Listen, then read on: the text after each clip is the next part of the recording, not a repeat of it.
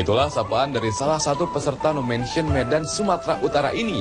Zuki dan timnya berhasil lolos menuju ke 4 besar audisi debat mahasiswa aspirasi untuk negeri. Berasal dari keluarga yang sederhana di Kutacani, Aceh Tenggara, Zuki dikenal sebagai sosok yang rajin, cerdas, dan membantu sesama. Ya bangga lah punya anak yang bisa diandalkan. Anak saya ini memang satu-satunya yang beda prinsip dia. Prinsipnya selalu kuat, ingin maju gitu. Marzuki ini nggak perlu dia berlebihan fasilitas. Oleh karena fasilitas maka sukses gitu, nggak perlu dia gitu. Yang penting tunjukkan bahwa kesuksesan itu tidak dia oleh karena fasilitas, malah oleh karena kemauan dan niat itulah dia. Keras dan juga pekerjaan keras, mesti bisa hari ini mesti selesai semua, dan juga sekolah pun kayak gitu keras. Semoga anakku Marzuki sukses dan juga adik-adiknya sukses dan bisa membanggakan orang tua dan juga membanggakan kampung dan juga membanggakan Indonesia. Harapan orang tuanya inilah yang menjadi motivasi dan semangat Zuki meraih cita-citanya untuk menjadi orang besar. Berkebun merupakan kegiatan sehari-harinya di saat dia mengunjungi kampung halamannya.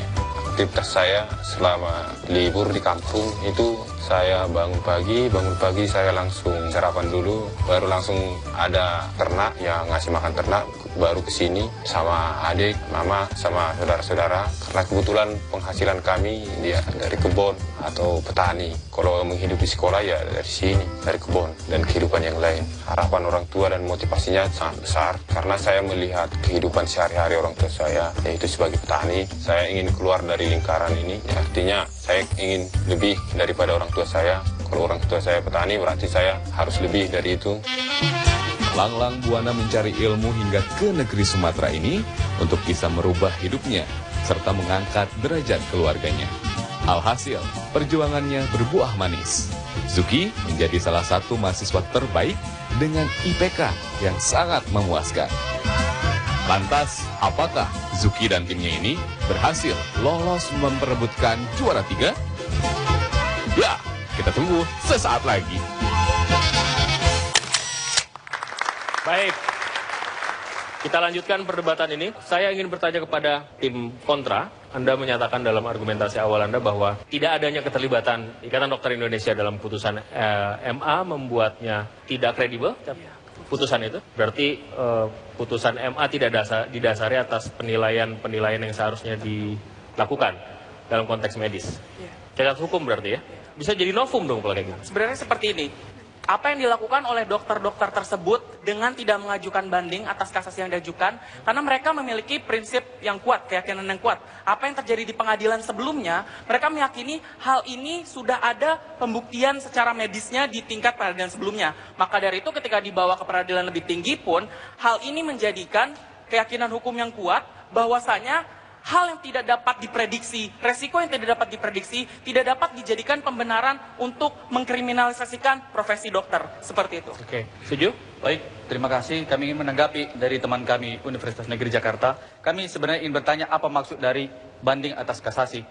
Tentunya kita harus melihat sistematika proses upaya hukum di sini itu hanya sebagai koreksi dari kami. Ya. Kami ingin kembali, memang harus kita akui bahwa ketika dokter melakukan sebuah tindakan medis, ketika pasien tersebut hilang nyawanya atau kita katakan meninggal, itu merupakan proses alamiah kehendak yang Maha Kuasa. Karena maksimal apapun tindakan dokter tersebut kembali kepada prosedur. Nah, di sini yang kita permasalahkan adalah proses yang dimana terjadinya kelalaian terhadap tindak medis yang dilakukan dokter. Dokter di sini mengabaikan sistem, maksud kami sistem operasional prosedur secara yuridis yang kemudian menyebabkan ini melanggar hukum, tentunya pasal 359 KUH pidana. Maka berangkat dari permasalahan itu, kita tidak mempermasalahkan profesi kedokterannya, tetapi mempermasalahkan person. Ini tentunya memberikan pembelajaran hukum bagi semua orang agar tidak sepele ataupun tidak mengabaikan ketentuan-ketentuan hukum yang telah diatur di negara kita. Silakan. Kita harus mengembalikan wibawa hukum di negara kita. Ini harus kita tegaskan. Kami percaya di setiap profesi yang kita miliki pasti ada namanya SOP. SOP ini juga berlaku ketika ada emergency time atau waktu darurat. Kami berpikir ketika waktu darurat hukum bisa dilanggar. Itu kenapa ambulans bisa melanggar lampu merah karena untuk mengantarkan nyawa yang sedang kritis saat ini.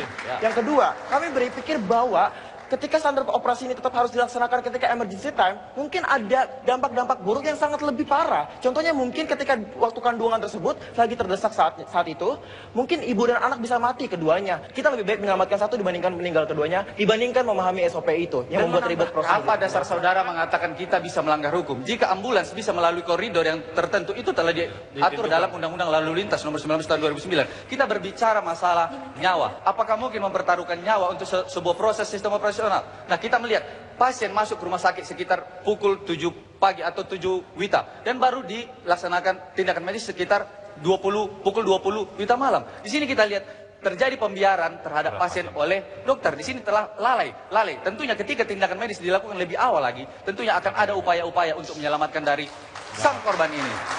Mungkinkah itu menunggu karena ini proses persalinan kan butuh waktu kan? Iya. Bukan pengabaian. Gimana? Baik, kita harus melihat latar belakang permasalahan ini juga. Ketika sang pasien yang sekarang sudah almarhum, sebelum dia bawa ke rumah sakit, dirujuk dari mana? Dari puskesmas. Dan di sini sudah ketubannya sudah pecah dan baru dirujuk ke rumah sakit. Sementara di rumah sakit tidak ada tindakan. Silakan, Bro. Ya, saya klarifikasi sedikit bahwa memang seperti tadi disampaikan oleh Pak Moderator, waktu datang itu, waktu dirujuk selalu dia lakukan assessment ulang, penilaian ulang di rumah sakit, kemudian diputuskan waktu itu untuk mencoba masih melahirkan itu secara normal memang. Cluenya ada satu yang sebenarnya bisa dilihat adalah pembiaran dengan tidak pembiaran adalah sebenarnya dari dokumennya terlihat. Kalau dilihat di observasi setiap setengah jam, SOP-nya setengah jam terus dilakukan, tidak terjadi pembiaran.